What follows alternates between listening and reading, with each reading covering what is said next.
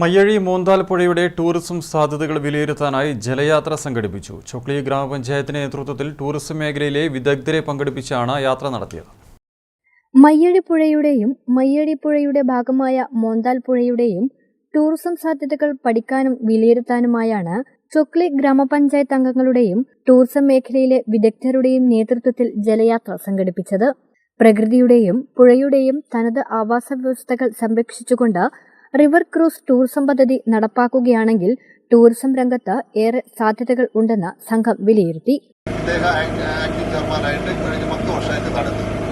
അപ്പോൾ വള്ളംകളിയുടെ ഒരു വലിയൊരു അനന്തമായ സാധ്യതയുണ്ട്.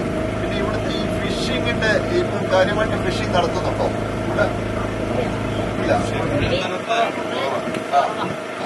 പുഴ മത്സ്യത്തിന്റെ ഒരു എന്ത് സാധ്യതകൾ എന്നതിനെക്കുറിച്ച് ഒന്നുകൂടി ഈ കാര്യമായിട്ട് മനസ്സിലാക്കിക്കണം.